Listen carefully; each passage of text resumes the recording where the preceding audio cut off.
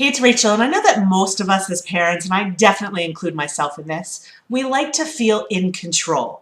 We want to know the right thing to say and do to respond to our kids' feelings and their behaviors. So, for example, if your child says, "You can't tell me what to do," you want to know what to say to nip that in the bud. And if your child maybe says something a little bit more heartbreaking, maybe they say something like, "I'm stupid and I never get anything right," you want to know what to say to make them feel better. You've probably noticed this though. Once a child's behavior has started or their feeling has started, it's very hard to come up with the right thing to get it to stop.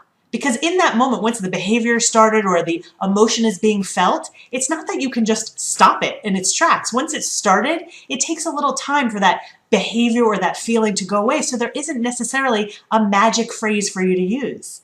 The other thing that we're trying to do often in that moment is find the right thing to say in order to teach them a lesson.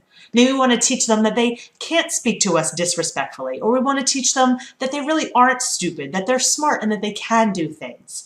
But the other thing to keep in mind is that when they are in the middle of this behavior, in the middle of this emotion, the part of the brain that actually allows them to learn these really good lessons is shut down. They actually can't access the part of the brain that allows them to learn the lessons that we want to teach them. So there isn't this phrase that we can use that we're searching for to make everything better. So I have a very important tip for you when you're searching for the right thing to say.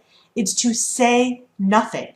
Just get quiet. So if they're being disrespectful to you, don't respond. Or if they're sad, don't say anything. And there are a few reasons that silence is actually better. First of all, like I said, there is not necessarily any magic phrase that you can use in the moment. But because we're trying so hard to think of that phrase and we want so badly to nip it in the bud, that puts pressure on us and we usually say something that makes it worse. So instead of making things better, we make it worse. Silence is so much better because it's not going to make it worse at the very least.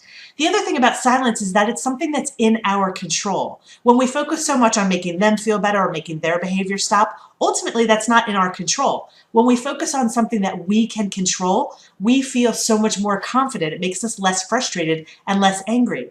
So being quiet can actually make the situation so much better, and they're actually going to work through their feelings or their behaviors much more quickly if we just remain quiet in that moment. Of course we can address it later, but our silence can help us feel a little bit more in control and confident in the moment, and ultimately can help them and their behavior much sooner.